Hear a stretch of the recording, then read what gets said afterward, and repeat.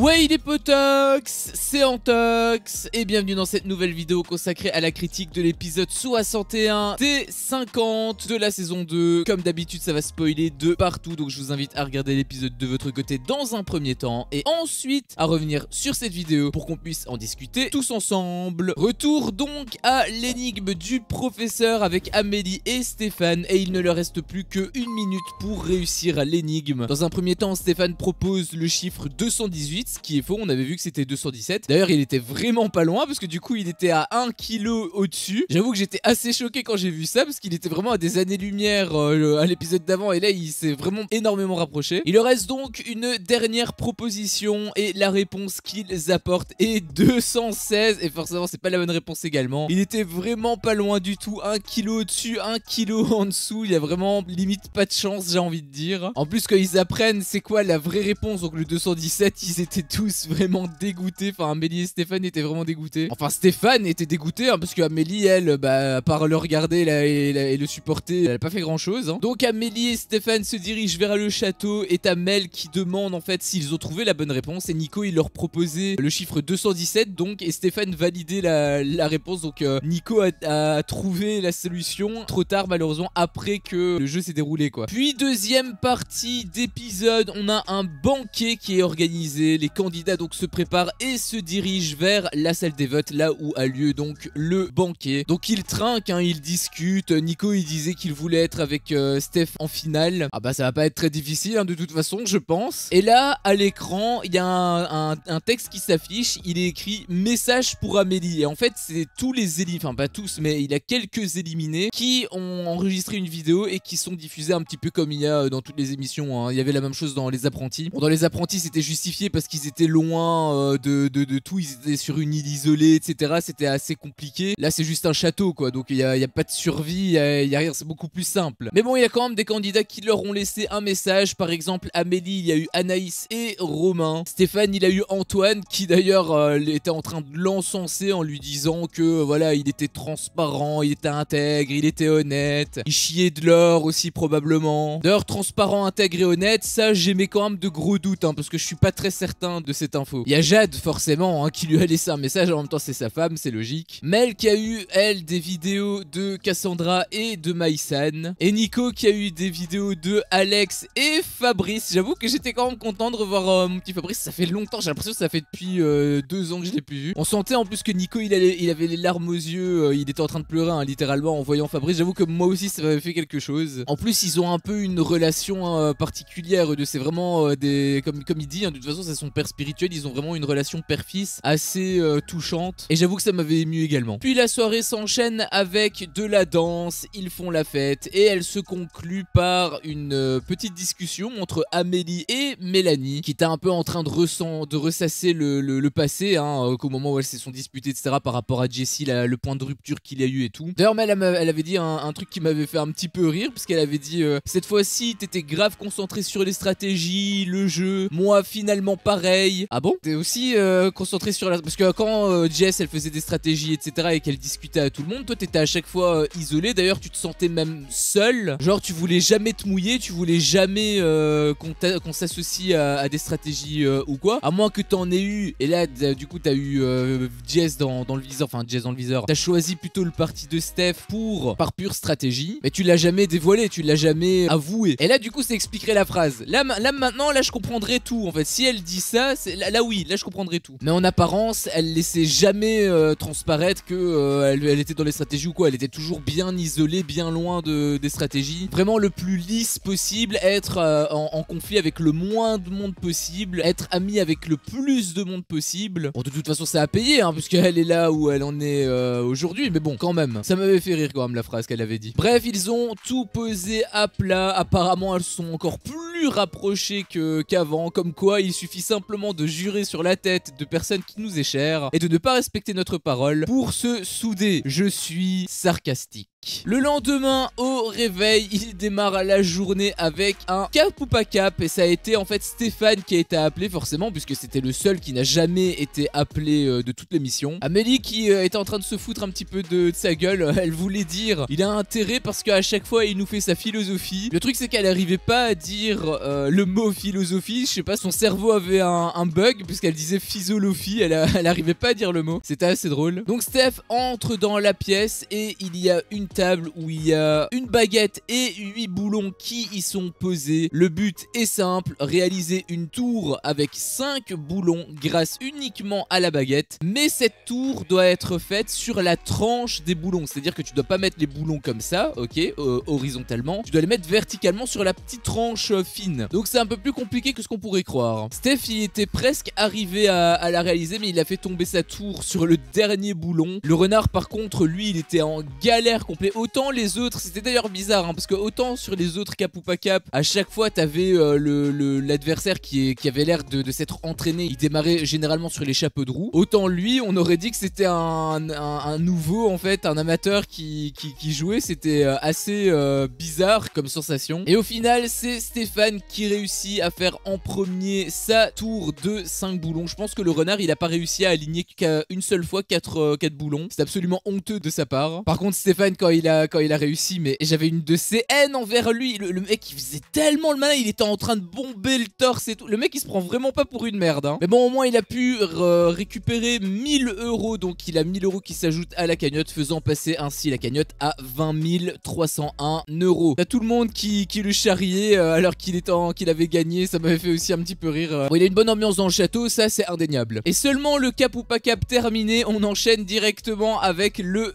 22e jeu, et cette fois il n'y a pas de vote puisque c'est une mort subite comme l'a très bien indiqué le titre de l'épisode. Amélie elle appréhende hein, forcément hein, puisqu'elle arrêtait pas d'être sur le banc des nominés, littéralement elle était en train de chauffer la place constamment, elle a même volé Julie, donc elle a en droit d'avoir des doutes. Les candidats donc se préparent et se dirigent vers l'arène où les portes s'ouvrent et le jeu est révélé. Tu as au sol une marelle pour chaque joueur avec à côté une boîte noire remplie de balles de tennis et derrière eux un cube transparent. Le lion demande aux joueurs de se positionner sur l'étoile située au début de la marelle et les règles y sont dévoilées. Ils vont devoir donc prendre une balle de tennis, se positionner sur la première case, là en l'occurrence c'est la case où il est écrit début, et ils vont devoir lancer la balle dans le cube transparent et la mettre, c'est globalement du basket en fait. Une fois que c'est mis, ils peuvent faire leur prochain lancer sur la case suivante, donc s'ils ont réussi à leur lancer sur la case début, ils peuvent se positionner sur la case 1 et faire leur second lancer, et ainsi de suite jusqu'à atteindre la case finale, donc tout au bout de la marelle, et la marquer également. S'ils échouent, c'est simplement autour de leur adversaire, donc c'est vraiment du tour par tour. Les deux premiers qui réussissent le jeu sont sauvés et c'est donc le dernier qui est directement éliminé. Enfin, sauf s'il se fait repêcher par la prod. Steph qui disait pour la 20 millième fois, je pense, depuis le début de l'émission que c'était un jeu pour lui et blablabla. En fait, c'est même plus drôle, ça commence même limite à devenir redondant maintenant. Nico qui disait en interview, moi les adversaires, ils me font super peur parce que finalement, s'ils ont réussi à être ici, c'est qu'ils sont super forts. Bah, disons certains moins que d'autres, si tu vois de qui je parle. Amélie a été la première à se positionner sur l'étoile, suivie de Nico et enfin de Steph, donc ça va être l'ordre de passage. Et donc c'est à Amélie de commencer. Amélie qui m'avait fait rire puisqu'elle avait dit ah c'est loin quand même hein.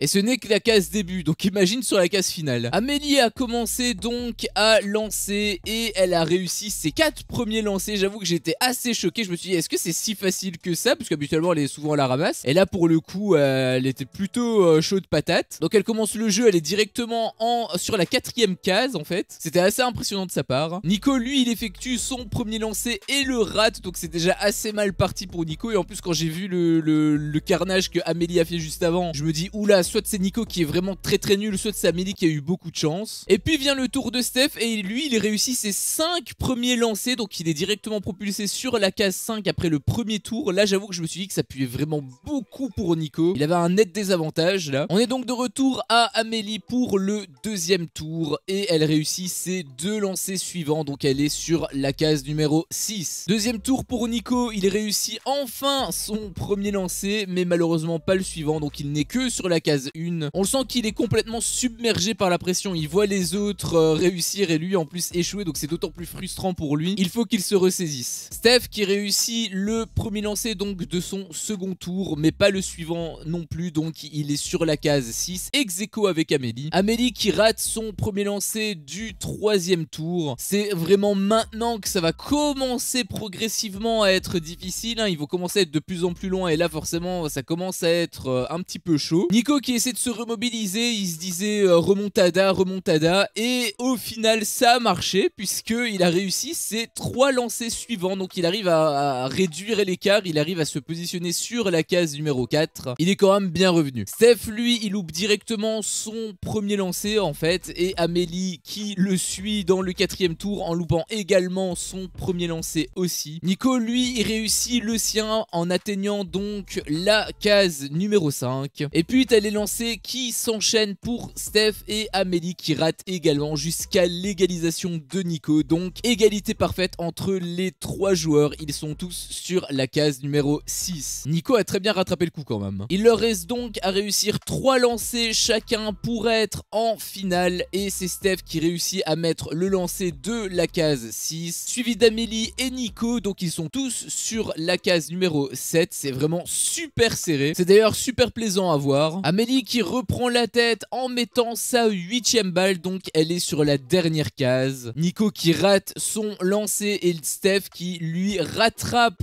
Amélie, donc il arrive à se positionner sur la case numéro 8 et arrive même à la dépasser en se plaçant pour la première fois pour le premier joueur de ce jeu sur la case finale. Il ne lui reste donc plus qu'une seule balle à mettre pour être qualifié pour la grande finale, et il réussit à la mettre. Du coup il est le premier à se qualifier pour la grande finale, enfin le deuxième si tu comptes Mélanie. Il ne reste donc plus qu'une seule place pour la grande finale. Ça va se jouer entre Amélie et Nicolas, avec un petit avantage quand même pour Amélie puisqu'elle est sur la case numéro 8 alors que Nico lui il est que sur la case numéro 7. En plus c'est au tour d'Amélie, donc elle a clairement les clés en main pour battre Nico. Ce serait quand même une sacrée surprise. En plus Amélie elle réussit à mettre sa 8e balle, donc elle est sur la case finale en fait. C'est sa dernière, son dernier lancer. Si elle réussit ce lancer là, elle est en finale et elle élimine Nico. T'imagines un petit peu la dinguerie. Amélie qui devait sortir face à Julie par rapport au mérite et tout, et sur une seule épreuve elle arrive à évincer, un petit peu chanceusement peut-être, je sais pas, en tout cas on peut pas dire elle a été meilleure sur cette épreuve que Nico. En tout cas si elle réussit ce lancer là, elle aura prouvé sa supériorité, et donc elle lance la balle et